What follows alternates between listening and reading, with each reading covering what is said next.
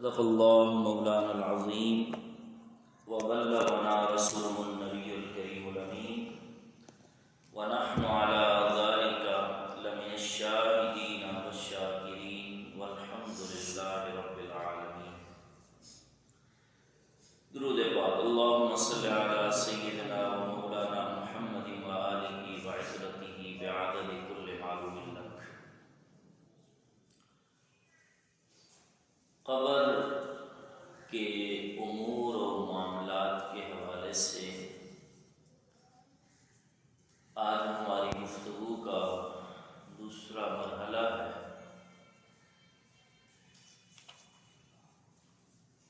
حضرت ابو ہریرہ رضی اللہ عنہ فرماتے ہیں کہ جب کوئی شخص دفن کر دیا جاتا ہے اس کے پاس دو فرشتے آتے ہیں جن کی آنکھیں سیاہ، جن کے بدن سیاہ اور آنکھیں نیلی ہوتی ہیں.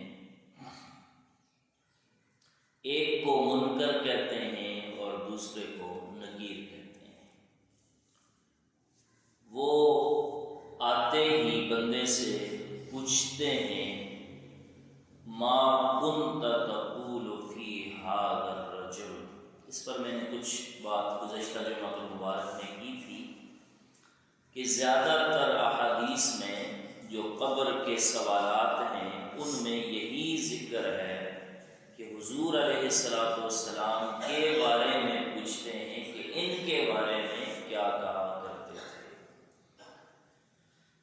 اس میں پھر میں نے آپ کو بتایا دو صورتیں ہیں. ایک صورت تو یہ ہے جو زیادہ معروف بیان کی گئی ہے کہ اس بندے اور نبی علیہ السلام کے درمیان حجابات ہٹا دیے جاتے ہیں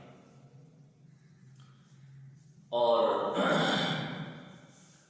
یہ بھی لکھا ہے کہ دکھایا نہیں جاتا، ذہن میں موجود کیفیت کے بارے میں پوچھا جاتا ہے کہ اس ہستی کے بارے میں کیا کہا کرتے تھے.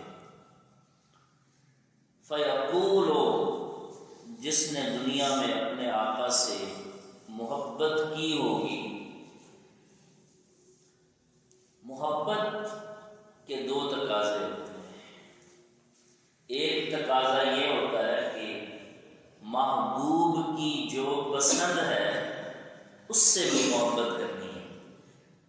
یہ بھی محبت کا تقاضا ہے. اس زمانے میں ہمیں کچھ اپنی اصلاح کرنے کی ضرورت ہے. صرف دعوی عشق کرنے سے بندہ عاشق نہیں بن جاتا. عشق کے کچھ تقاضے، تو ایک محبت کا تقاضا یہ ہے کہ، اور یہ بھی آپ کو یہاں بتاؤں کہ ہماری گفتگو کا جب بھی کوئی موضوع ہو اس میں کہیں نہ کہیں عشق و محبت رسول کا ذکر ضرور ہوتا ہے، کیونکہ ہر موضوع شروع بھی حضور کی ذات سے ہے اور ختم بھی حضور کی ذات پر ہے. ہائے، اور جس کو یہ رمز سمجھ میں آ گئی،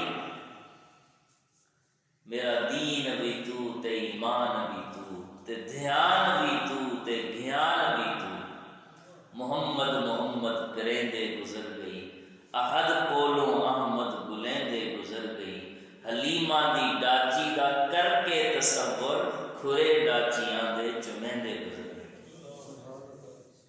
اللہ.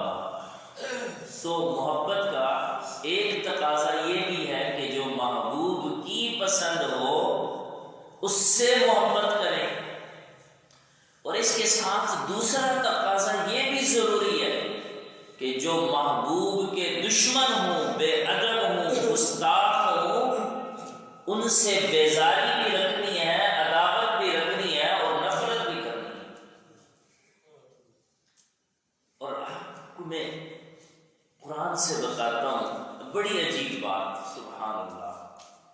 اور میرا یہ بھی موضوع زیادہ رہتا ہے کاش کہ امت مسلمہ قرآن کو صحیح طرح سمجھنے کی اور اس سے رہنمائی لینے کی کوشش کرتی.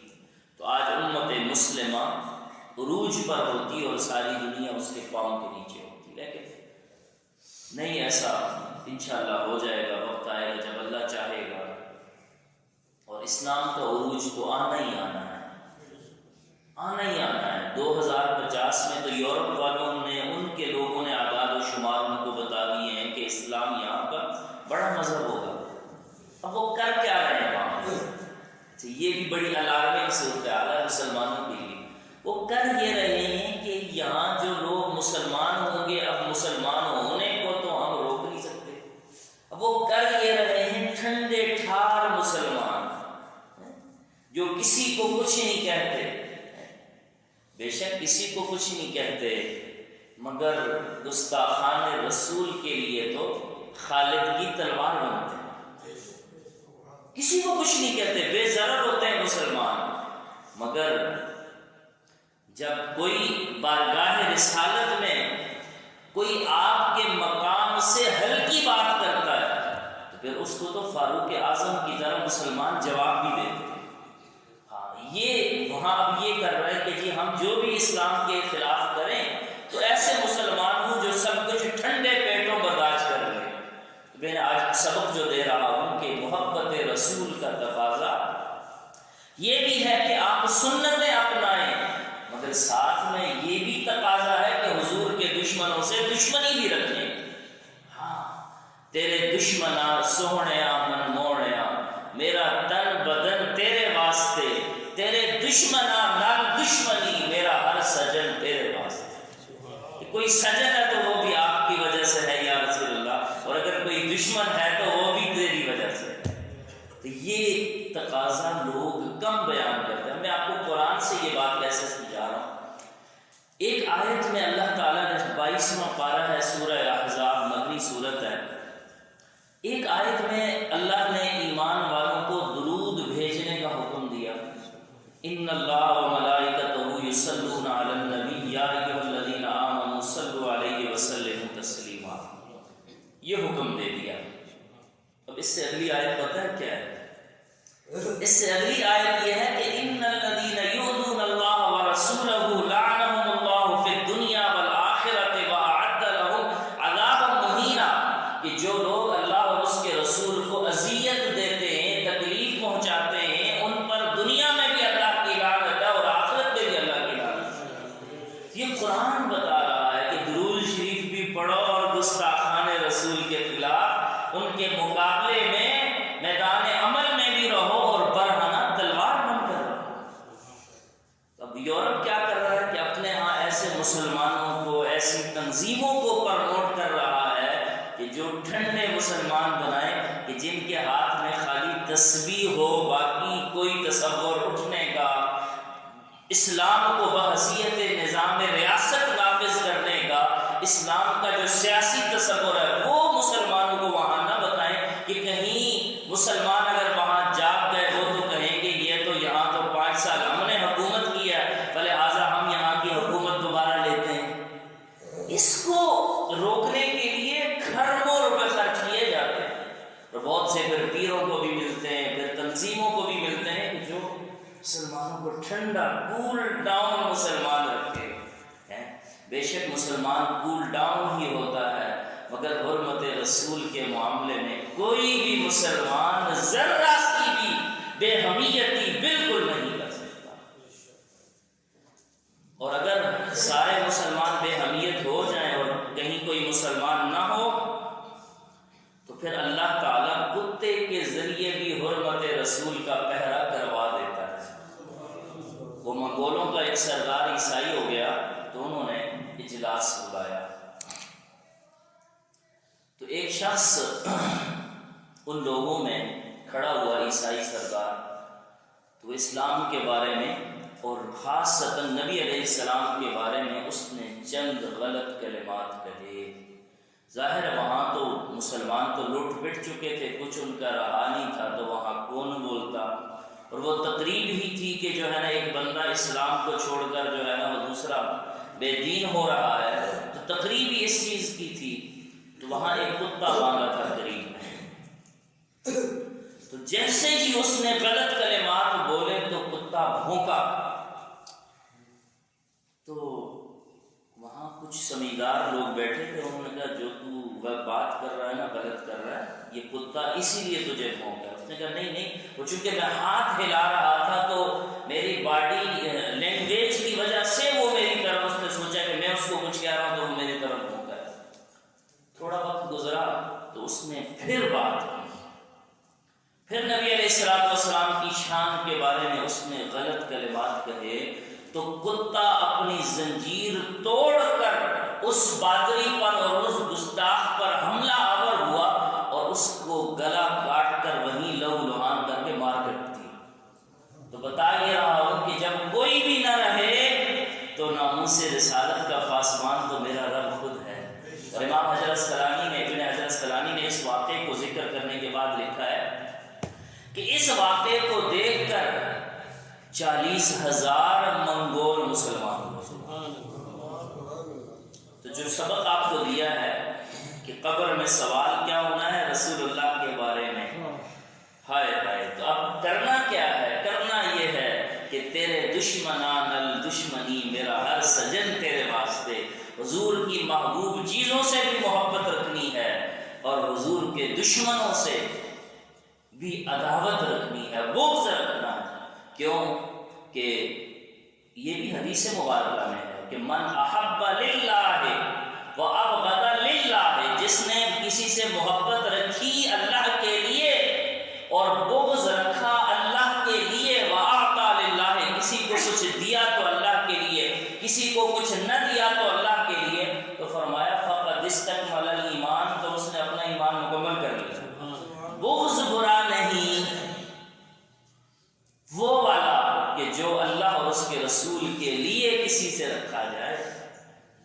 تو اب وہ ہمارے، میں نے آپ کو پورا منظر بتایا کہ تاکہ ایسے کرے نہیں بس سب ٹھیک ہے، کچھ بھی نہیں ہے، سب صحیح ہے۔ تو اس طرح کا یورپ جو ہے نا بھی کر رہا ہے کام، ظاہر ہے وہاں کر رہا ہے تو اس کے اثرات ہمارے یہاں بھی آتے ہیں کہ سب ٹھیک ہے۔ تو کیا ٹھیک ہے کیا غلط ہے، اس کے لیے ہمارے پاس اللہ کا قرآن بھی موجود ہے اور محمد رسول اللہ کا فرمان بھی موجود ہے۔ ہم ہر ایک کو جو بھی کوئی نیا لبادہ، نیا لباس، نیا نعرہ، نیا فلسفہ لے کر آئے گا، ہم اس کو قرآن پہ اور محمد رسول اللہ کے فرمان پر پیش کریں گے۔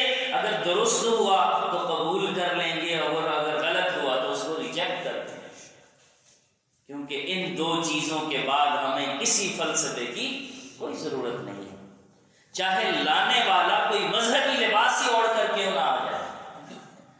علامہ اقبال نے بھی کہا اور مولانا روم بھی کہہ گئے کہ لباس خضر میں ہزاروں رہزن پھرتے ہیں، اگر دنیا میں رہنا ہے تو کچھ پہچان پیدا کر۔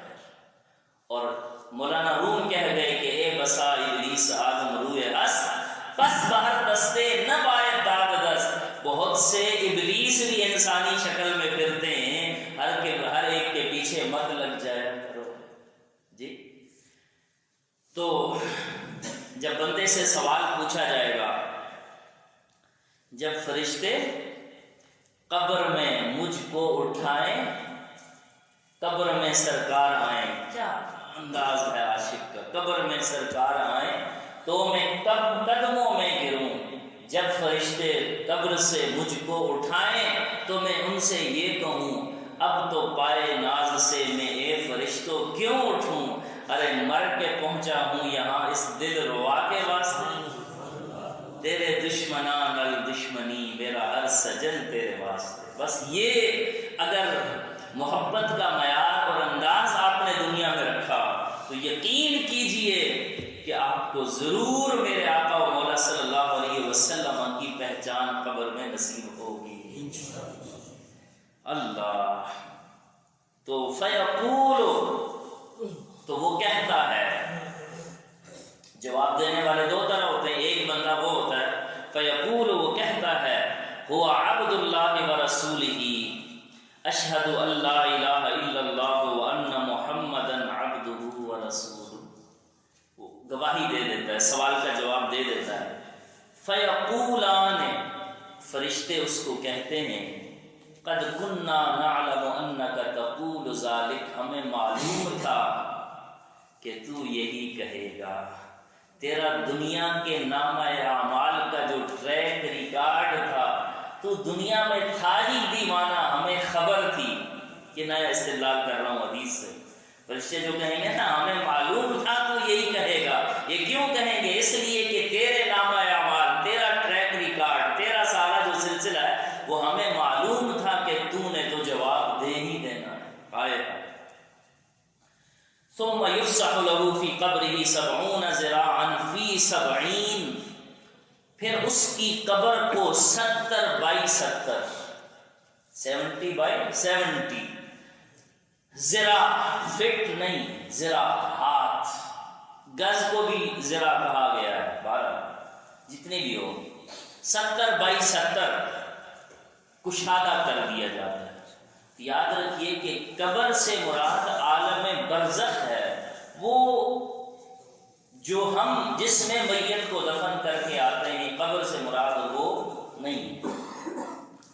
اس سے ایک امید کی کیفیت بھی اپنے اندر بیدار کر سکتے ہیں کہ اگر ہم اچھے اعمال اور حضور کی وفا لے کر قبر میں چلے گئے تو پھر جنت تو بعد میں ہوگی، قبر کو ہی اللہ جنت بنا دے گا، کیونکہ میرے آقا و مولا صلی اللہ علیہ وسلم نے فرمایا کہ قبر المؤمن روضۃ من ریاض الجنہ او حفرۃ من حفر النیران، کہ مومن کی قبر یا تو جنت کے باغوں میں سے ایک باغ ہے یا دوزخ کے گڑھوں میں سے ایک گڑھا ہے۔ ثم ينور له فیہ، پھر وہاں روشنی روشنی ہو جاتی ہے۔ روشنی تو ویسے ہی کہ جب میرے آقا و مولا صلی اللہ علیہ وسلم کا چہرہ دل ربا اس کو دکھایا جائے گا، روشنیاں تو تب سے ہی ہو گئی تھی، پھر اور روشنی ہو جائے گی۔ ثم ينور له فیہ ثم يقال له نم، اس کو کہیں گے سو جا، تیرا کام ہو گیا۔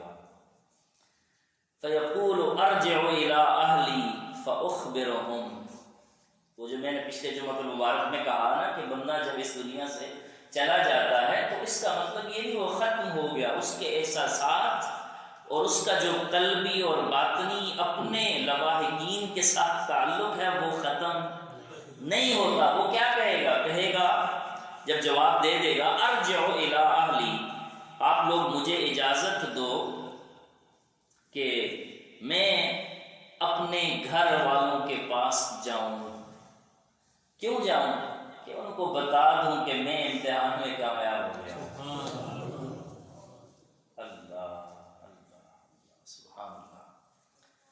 ارجع الی اہلی فاخبرهم، فرشتے کہیں گے نہیں، فیقولان نم کنومۃ العروس الذی لا یوقظه الا احب اہلہ الیہ، تو اس دلہن، عروس دلہن کو بھی کہتے ہیں اور دولہا کو بھی کہتے ہیں، تو اس دلہن یا دولہا کی طرح سو جا کہ جس کو اس کی محبوب شخصیت ہی آ کر جگائے گی، حتی یبعثہ اللہ من مضجعہ ذالک، پھر اسے سلا دیا جاتا ہے اور یہاں تک کہ قیامت کے دن اللہ تعالیٰ پھر اس کو قبر سے اٹھائے گا۔ تو اگر انسان کی قبر کا معاملہ، ابتدائی معاملہ درست ہو جائے تو پھر سارا ہی معاملہ آسان ہے۔ اور یہ جو آپ ایک لفظ سنتے ہیں عرس، عرس، عرس اسی عروس سے ہی بنا ہوا ہے۔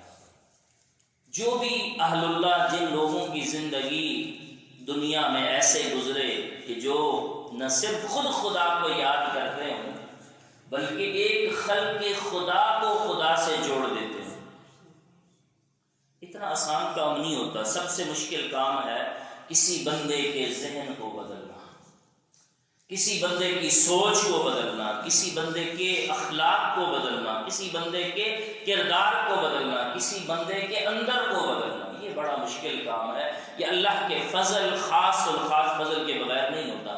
تو وہ لوگ جو دنیا میں اس شان سے رہے ہوں کہ خود بھی ان کی زندگی آقا علیہ السلام کے قدم قدم کے مطابق درست تھی اور انہوں نے ہزاروں لوگوں کو اللہ کا راستہ بتایا، تو ایسے ہی لوگوں کا عرس کرتے ہیں، ایسے ہی لوگوں کا عرس کرتے ہیں اس یقین کے ساتھ کہ جب انہوں نے قبر میں جواب دیا ہوگا فرشتوں نے ان کو یہی کہا ہوگا کہ نم کنومۃ العروس۔ تو عرس کا لفظ اس حدیث سے لیا ہے، کوئی کہیں باہر سے نہیں لایا۔ ایک بزرگ تھے نا، وہ بھی ایسے ہی تھے، اسی شان کے مالک تھے، قبر میں گئے۔ ایک اور بزرگ جن کو اللہ نے صاحب کشف بنایا تھا، کشف، بہت ساری چیزیں دکھتی تھی، اور یہ بہت سے اولیاء کو اللہ تعالیٰ یہ شان عطا فرماتا ہے۔ کشف قبور کا تو وظیفہ چلہ بھی ہے کہ آدمی جو ہے وہ چلہ کر لے، وہ وظیفہ کر لے تو انسان اس قبر میں کیا ہو رہا ہے وہ پتہ چل جاتا ہے۔ یہ حضرت، یہ کوئی ایسے کچی پکی بات نہیں، حضرت شاہ ولی اللہ محدث دہلوی جو بر صغیر کے بڑے علمی شخصیات میں، ان حضرات نے بھی یہ لکھا ہوا ہے۔ تو ان کو کشف اللہ تعالیٰ نے نصیب کیا تھا، تو انہوں نے کہا کہ چلو میں ذرا بیٹھ کے دیکھ تو لوں۔ تو جو پچھلے جمعہ المبارک میں نے حدیث بیان کی نا کہ حضرت سعد رضی اللہ عنہ کو قبر میں رکھا، حضور باہر کھڑے تھے تو حضور نے قبر کے اندر کا بتایا کہ ان پر کچھ دیر کے لیے قبر تھوڑا سا تنگ ہو گئی تھی، اللہ تعالیٰ نے پھر کشادہ کر دی۔ تو یہ اللہ تعالیٰ کے جو برگزیدہ لوگ ہیں کہ جن کا سینہ نبی علیہ السلام کے سینے کے ساتھ جڑا ہے، تو وہ وہاں سے انوار اور فیوزات لے کر ان کو بھی بہت سارا کچھ دکھتا ہے۔ اگر آپ کو سمجھ میں نہ آئے تو یوں سمجھا دیتا ہوں، ایک آئینہ رکھا ہے، ایک آئینہ رکھا ہے، ٹھیک ہے، اس آئینے میں کچھ نظر آتا ہے، اس کے برابر میں ایک اور آئینہ رکھ دیں تھوڑا سا یوں کر کے، تو وہ آئینے میں، اس آئینے میں نظر آنے والی چیزیں دوسرے آئینے میں نظر آتی ہیں کہ نہیں آتی؟ تو ان اولیاء اور ان اہل اللہ کے سینے بھی رسول اللہ کے سینے کے برابر میں یہ تصور کرتے ہیں۔ جب ہم مراقبہ کرتے ہیں، ذکر کرتے ہیں، تو یہی تصور ہوتا ہے کہ حضور کے سینے سے، ہمارے بزرگوں کے سینے سے ہو کر سب کوئی ذات ہم تک پہنچ رہے ہیں۔ تو جب اس آئینے میں کچھ آتا ہے، اگر یہ آئینہ صاف ہو کر اس سے جڑ جائے تو پھر سارے کا سارا کچھ اس میں نظر آ جاتا ہے۔ اس پر اور بہت ساری باتیں کر سکتا ہوں، لیکن جو بات بتانا چاہتا ہوں، تو وہ بزرگ بیٹھ گئے مراقبہ کر کے کہ میں دیکھوں تو صحیح کہ ان کے ساتھ قبر میں کیا ہوتا ہے۔ سبحان اللہ، بیٹھ گئے، فرشتے آ گئے یہی سوال کرنے والے، ما کنت تقول فی ھذا الرجل من ربک ما دینک۔ تو بزرگ بڑے جلالی تھے، انہوں نے فرشتوں کو کہا کہ جو شخص دنیا میں ہزاروں لوگوں کو رب کا پتہ بتاتا رہا، اس سے پوچھتے ہو کہ رب کون ہے؟ بات سمجھ آئی؟ اور یہ بھی آیا ہے بعض بزرگوں کے بارے میں کہ جب ان سے فرشتوں نے سوال کیا کہ ما کنت تقول فی حق ھذا الرجل یا فی ھذا الرجل، ان کے بارے میں کیا کہتے تھے، تو حضور نے خود فرمایا فرشتوں اس سے میرے بارے میں مت پوچھو، مجھ سے پوچھو کہ یہ کون ہے۔ تو بات کہاں سے بنتی ہے؟ مصطفیٰ کی وفا سے بنتی ہے۔ کیا میں نے کہا تیرے، یہ ذرا میرے ساتھ پڑھیں، تیرے دشمنان اور دشمنی، میرا ہر سجن تیرے واسطے۔ بس اس بات کو پکا کر لیں، یقین مانے کہ آپ کے قبر کے سوال کا جواب آپ دے دیں۔ اس بات کو ذرا مضبوط کریں۔ اللہ وَإِنْ كَانَ مُنَافِقًا، اور اگر وہ منافق ہو تو پھر وہ کہے گا سَمِعْتُ النَّاسَ يَقُولُ قَوْلًا مِثْلَكَ، میں نے سنا تھا لوگ کچھ کہتے تھے تو میں بھی اس طرح کہتا تھا، لیکن مجھے خبر نہیں کہ ان کی شخصیت کیا ہے، ان کا مقام کیا ہے۔ فَيَقُولَانِ، اور وہ کہیں گے قَدْ كُنَّا نَعْلَمُ أَنَّكَ تَقُولُ ذَلِكَ، تیرا ٹریک ریکارڈ بھی بتاتا تھا تو یہی جواب دے گا۔ بات سمجھ آئی؟ میں نے پچھلے جمعہ المبارک کو ایک جملہ کہا تھا آپ کو، میں دہرا رہا ہوں کہ ہم جو کچھ بھی، ہمارے اعمال کی کیا حیثیت، کیا عمل ہے، کچھ بھی نہیں، ایسے ہی ہے، بس روٹین ہم پوری کر لیتے ہیں۔ تو یہ کوشش اس لیے ہے کہ کم سے کم ہم جب دنیا سے جائیں تو ایمان کے ساتھ چلے جائیں، اور ایمان کے ساتھ چلے گئے تو پھر کام اگلا آسان ہے۔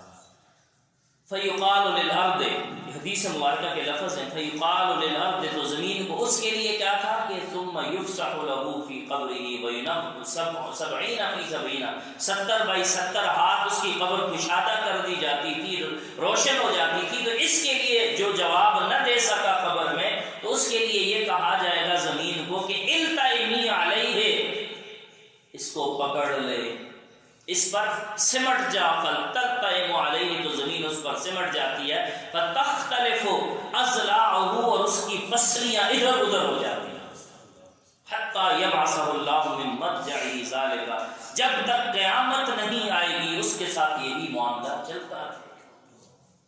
یہ ہے فکر کی بات۔ حضرت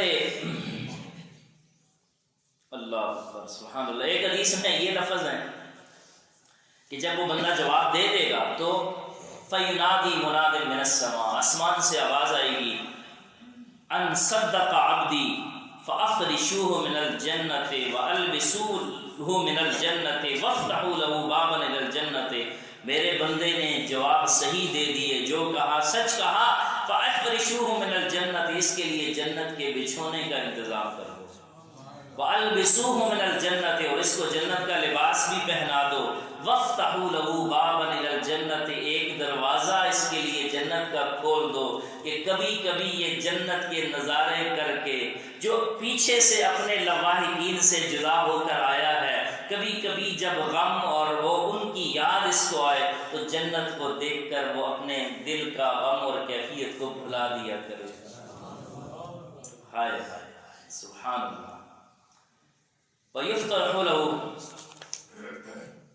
اور پھر جو ہے وہ آگے دوسرے کے لیے وہی ہے کہ اس کے لیے دوزخ کا بچھونا بچھا دو، دوزخ کا اس کو لباس پہنا دو، اور دوزخ کا جو ہے وہ اس کے لیے دروازہ کھول دو۔ جب بھی نبی علیہ السلام قبر کا معاملہ، جب بھی نبی علیہ السلام میت کو دفن کر کے فارغ ہوتے تھے تو وقف علیہ، کچھ دیر آپ قبر پر کھڑے ہوتے تھے۔ ہم تو ایسے لوگ ہو گئے ہیں، اتنی ہماری دنیا کی مصروفیات ہو گئی ہیں کہ بس اسی طرح سوچتے ہیں کہ قبر کے اندر کریں اور بھاگیں۔ ہم بعض اوقات اپنے کچھ لوگوں کے جاننے والے احباب مقتدیوں کے ساتھ جنازے میں گئے کہ چلیں، حق کے پڑوس بھی ہے اور حق کے اقتدا بھی ہے، آپ لوگ نہ بھی سمجھا کریں، بے شک ہمیں اس کی ضرورت نہیں ہوتی، لیکن ہم سمجھ رہے ہوتے ہیں کہ حق کے پڑوس اور حق اقتدا ہے، اور الحمدللہ چیزیں یاد رکھتے ہیں۔ بلکہ ہمیں تو کبھی زندگی میں کبھی کسی آدمی نے مسکرا کر سلام بھی کیا ہوتا ہے، ہم اسے بھی یاد رکھتے ہیں، اور یہ آپ سب کو بھی نصیحت کرتے ہیں کہ حسن خلق بڑی چیز ہے، حسن خلق سے بڑی تبلیغ ہوتی ہے، بڑی تبلیغ ہوتی ہے۔ بہت سے لوگ اللہ کے فضل سے دین کی طرف حسن خلق، پیار سے، محبت سے، سلام کرنے سے، سلام دعا کرنے سے، سر پر شفقت سے ہاتھ رکھنے سے یاد رکھتے ہیں۔ ہم سوچتے ہیں کہ ساری تبلیغ تقریر سے ہی ہوتی ہے، تقریر سے بھی ہوتی ہے، مگر تبلیغ کے بہت سے طریقے ہوتے ہیں۔ خیر یہ آپ کو اضافی بات بتا دی، جو بات بتانی ہے تو بس دوڑ ہوتی ہے کہ کسی طرح قبر کے اندر کریں۔ اچھا کسی زمانے میں کچھ عرصہ قبل تک ہم دیکھتے تھے کہ جب کوئی میت ہے تو وہاں ایک کیفیت ہوتی تھی، ایک دکھ کی، ایک غم کی، ایک فکر آخرت کی کہ یار آج یہ بندہ چلا گیا، کل مجھے بھی جانا ہے۔ اب تو میں حیران رہ گیا ایک جنازے میں شرکت کر کے کہ لوگ مل ایسے رہے تھے جیسے شادی میں لوگ ملتے، یعنی دل اتنے سخت ہو گیا ہمارے۔ وہ بیچارہ دکھ میں ہے، ہم جو ہے نا وہاں پر اپنی سیاست لے کر بیٹھ جاتے ہیں، کوئی اپنا کیا لے کر بیٹھ جائے گا، کوئی کاروبار لے کر بیٹھ جائے گا۔ بھائی ساری زندگی ان کاموں کے لیے پڑی ہے، کچھ وقت تو اللہ کے لیے ہم تھوڑا سا جھک جائیں، کچھ وقت تو ہم مخلص ہو جائیں، کچھ وقت تو اپنے لیے ایک کیفیت تعریف کر لیں۔ اور یہ جو کسی کے پاس ہم تعزیت اور افسوس کے لیے جاتے ہیں، یہ رواج نہیں ہے، یہ رواج نہیں ہے، کیونکہ جس پر آزمائش اور مصیبت آتی ہے اس کو اس پر ثواب ملتا ہے، اور جو اس پر تعزیت کرتا ہے اس کو بھی مصیبت زدہ کے برابر ثواب ملتا ہے۔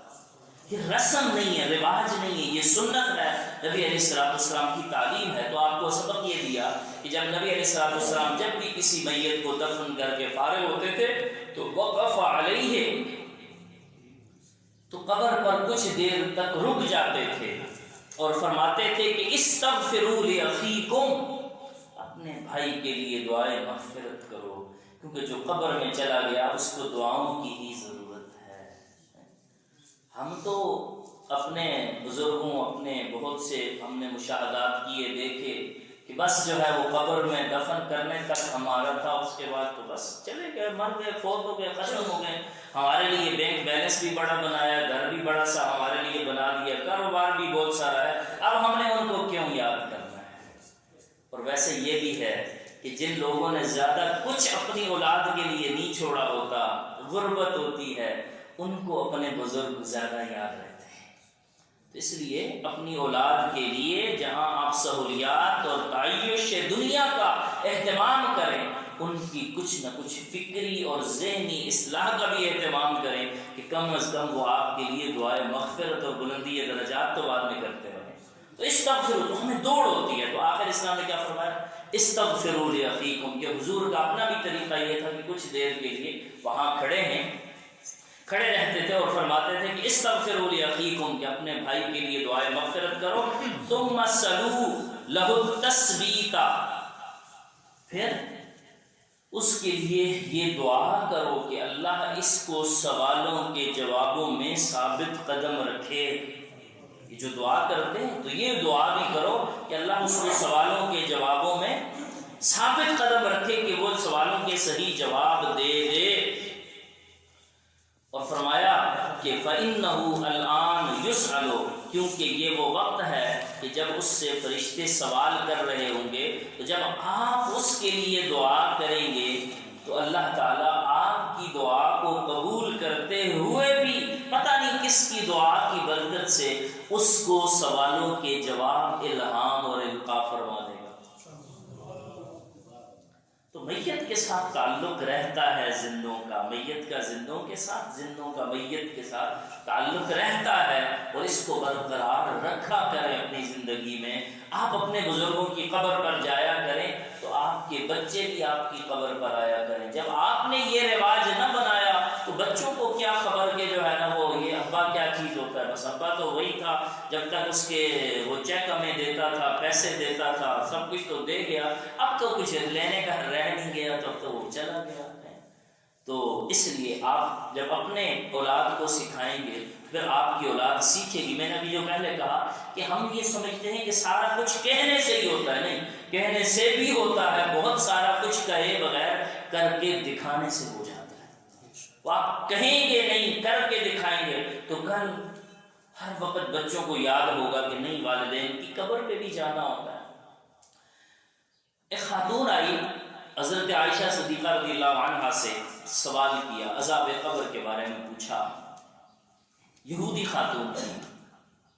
تو حضرت عائشہ صدیقہ رضی اللہ عنہا نے پھر نبی علیہ السلام سے پوچھا، بات کی، تو آقا علیہ السلام نے عذاب قبر کا ذکر فرمایا، اور ساتھ میں جو بات بتانے والی ہے وہ یہ کہ حضرت عائشہ صدیقہ رضی اللہ عنہا فرماتی ہیں کہ اس کے بعد جب بھی میں نے دیکھا تو ہر نماز کے بعد آقا علیہ السلام عذاب قبر سے پناہ مانگتے تھے۔ وہ آپ اپنے لیے نہیں مانگتے تھے، ہمیں سکھانے اور بتانے کے لیے مانگتے تھے۔ جس طرح آقا علیہ السلام نے استغفار کا حکم دیا کہ 100 بار اور 70 بار کا بھی ذکر ہے، 100 بار کا بھی ذکر ہے، کہ آپ روزانہ اتنا استغفار کرتے تھے، اپنے لیے نہیں کرتے تھے، آپ کو ضرورت نہیں تھی، امت کو سکھانے کے لیے کرتے تھے۔ ہائے ہائے ہائے، اگر میں جملہ بڑا زبردست آ گیا کہ اس لیے بھی کرتے تھے کہ جب میری امت اپنے استغفار کو میرے استغفار کے ساتھ جوڑ کر کرے گی تو ان کا استغفار بھی شرط قبولیت پا لے۔ یہ ہے وہ پہلے والی بات کہ میرے دشمنان تیرے دشمنان دشمنی، میرا ہر سجن تیرے واسطے، سوہنیا من موہنیا میرا تن بدن تیرے۔ یہ چیزیں بھی جو آتی ہیں نا، نئے مضامین غیب سے آتے ہیں، یہ مضامین خیال میں، یہ بھی اسی محبت کی کرنیں آتی ہیں، یہ بھی اسی محبت کی جھلکیاں آتی ہیں، اور کچھ نوازا جاتا ہے، اس میں بھی اسی محبت کی جو ہے نا برکت ہے۔ جتنے بھی لوگوں کو نوازا گیا، وہ ایک دفعہ میں بات بیان کر رہا تھا، وہ رہ گئی تو پھر ایک ساتھی نے کہا جی وہ بات رہ گئی تھی تو ابھی وہ کلیئر کر دیتا ہوں. حضرت امام جلال الدین سیوطی جب انسان ان کا ہو جائے تو پھر کرم کیسے ہوتا ہے کہ حضرت امام جلال الدین سیوطی کا مقام یہ تھا کہ کبھی اگر کسی حدیث کے بارے میں سمجھ میں نہیں آتا کہ یہ صحیح ہے نہیں ہے، ضعیف ہے، حضور کا فرمان ہے نہیں ہے، کیا معاملہ ہے، تو میرے آقا و مولا صلی اللہ علیہ وسلم کی بارگاہ میں باطنی طور پر عرض کرتے تھے، پوچھتے تھے کہ یا رسول اللہ اس کے بارے میں فرمائیں کہ آپ کا کلام ہے یا نہیں. تو میرے آقا صلی اللہ علیہ وسلم تصدیق فرماتے تھے، بتاتے تھے امام سیوطی کو کہ یہ میرا کلام ہے یا نہیں. حضرت شاہ عبدالعزیز دباغ بڑے عارف گزرے. یہ مولویوں اور صوفیوں کا تھوڑی چشمک لگی رہتی ہے، نوک جھوک جس کو آپ کہتے ہیں.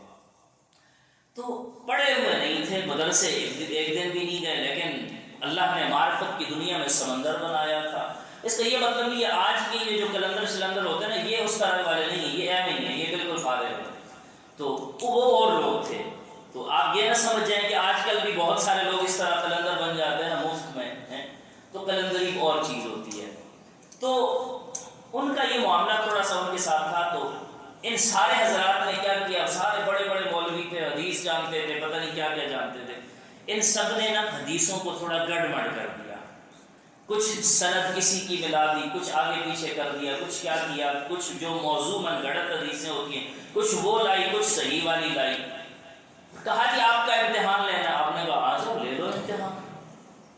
کہا جی اب امتحان یہ ہے آپ کا کہ ہم جو ہے وہ حدیث پڑھیں گے، آپ نے یہ بتانا ہوگا کہ کون سی حدیث ہے اور کون سی نہیں ہے. تو ایسا ہی ہوا کہ جب وہ لوگ موضوع من گھڑت والی روایت پڑھتے تھے تو آپ آنکھیں بند کر کے بیٹھے تھے، آپ نفی میں سر ہلاتے تھے. اور جب وہ صحیح والی روایت پڑھتے تھے تو آپ اس بات میں سر ہلاتے تھے. اب دل ہی دل میں تو سب جو ہے نا وہ معترف ہو گئے، اور بعد میں پوچھا کہ حضور ہم معافی مانگتے ہیں، توبہ کرتے ہیں کہ ہم سے غلطی ہو گئی، لیکن یہ راز تو بتائیں کہ یہ ہوا کیا کہ آپ تو ایک دن بھی حدیث کی کتابیں نہیں پڑھی، آپ کو پتہ کیسے لگا؟ کہا مجھے پتہ تو ایسے ہی لگا کہ میں مراقبے میں حضور کی بارگاہ میں چلا گیا، مراقبے میں حضور کی بارگاہ میں چلا گیا، اور تم جب غلط پڑھتے تھے حضور نفی میں سر ہلاتے تھے تو میں آپ کی اتباع میں سر ہلا دیتا تھا، اور جب آپ اس بات میں سر ہلاتے تھے تو میں اس بات میں سر ہلا دیتا تھا. تو سب نے توبہ کی، معافی مانگی اور وہاں سے آگے چلے گئے. جب حضور سے وفا اور تعلق اس طرح والا ہوتا ہے تو پھر اللہ تعالیٰ ایسے کرم فرماتا ہے. یہ آپ کے قریب یہ ٹھٹھے میں بزرگ ہیں، مخدوم محمد ہاشم ٹھٹوی، سندھ میں ہیں، مگر عرب دنیا میں ان کو محدث سندھی کہتے ہیں. یہ پاکستان کا خطہ کوئی چھوٹی موٹی چیز ہے.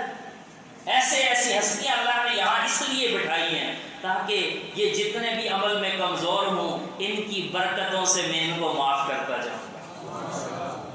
یہ جب گئے روضہ رسول پر سلام کیا تو وہاں سے واپس جواب آیا وعلیکم السلام یا شیخ محمد ہاشم.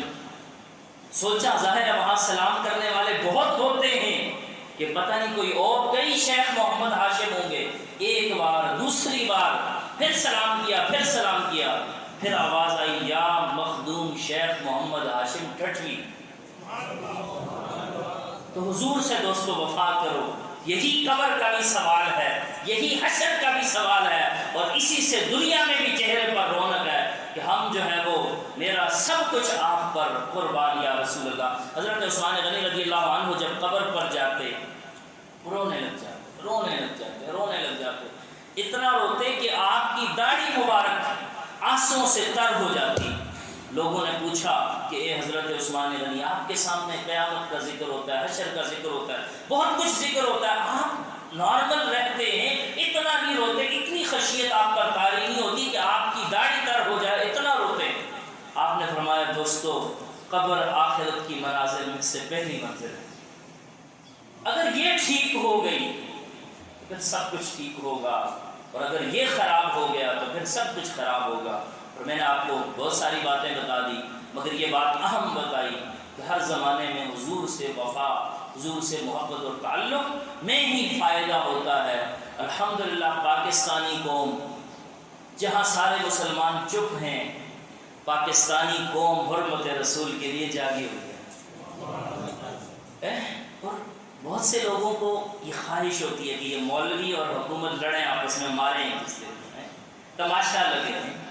اب تماشا نہیں نہ لگا، اللہ کا شکر ہے اتفاق رائے سے معاملات ہو گئے۔ بہت سے پریشان ہو رہی یہ ایسا کیوں نہیں ہوا، ایسا کیوں نہیں ہوا، ایسا کیوں نہیں ہوا، ہم ہر وقت کیوں یار ہمیں ان سے لڑانا چاہتے ہو؟ وہ بھی انہوں نے کلمہ تو رسول اللہ کا پڑھا نہیں پڑھا۔ ہم تو یہ کہتے ہیں کہ کسی کو میدان میں آنے کی، احتجاج کرنے کی، کسی چیز کی ضرورت ہی نہ پڑے۔ ایسے لوگ ہم پر حکمران بیٹھے ہوں کہ جب کوئی ادھر سے ہلکی سی آواز آئے اور ان کو زبردست سا جواب دے دے۔ اگر عمران خان جو ہے وہ جواب دے دے تو ہمیں کیا پریشانی ہے؟ ان کا معاملات جو ہے نا درست کر دے تو ٹھیک ہے۔ یہ الگ بات ہے کہ امت مسلمہ 6 مہینے ہو گئے ابھی تک کچھ نہیں کیا، لیکن اس امت نے، پاکستان میں رہنے والوں نے یہ ثابت کیا کہ ہم حرمت رسول کے لیے کسی بھی حد تک جا سکتے ہیں۔ اور میں کہوں گا کہ یہ پارلیمنٹ میں معاملہ آئے نہ آئے، جو بھی ہے رسول اللہ سے وفا کر کے دیکھو، پھر اللہ نے پاکستان کو دنیا میں اگر مقام نہ دیا تو پھر دیکھ لو ذرا ایک دفعہ حضور سے وفا کر کے دیکھیے، مت سوچو کسی سے آپ کا معاہدہ ہوا ہے نہیں ہوا، کسی نے کہا نہیں کہا، یہ الگ موضوع ہے۔ آپ کر کے دیکھو، پھر سوچو کہ اللہ تعالیٰ آپ کو کیا مقام دیتا ہے۔ یار علم الدین شہید تتر خان کا بیٹا ہے، عامر عبد الرحمان چیمہ شہید ایک داڑھی منڈا لڑکا ہے، انجینئرنگ پڑھنے گیا گستاخ رسول کو ڈنمارک میں، جس نے کارٹون بنائے تھے واصل جہنم کیا، اس کی قبر پر آپ جائیں حیرت ہوگی کہ لبے سڑک ساروکی میں وزیر آباد کے پاس اس کی قبر ہے۔ یقین مانے کہ بے ساختہ لوگوں کی گاڑیاں رک جاتی ہیں وہاں پر، اور گاڑیاں روک کر لوگ ٹولیوں در ٹولیاں جو ہے وہ عامر عبد الرحمان چیمہ کی جو ہے وہ خدمت میں سلام پیش کرتے ہیں۔ تم حضور سے وفا کر لو، خدا کی قسم یہ دنیا بھی تمہاری ہے اور آخرت بھی تمہاری ہے۔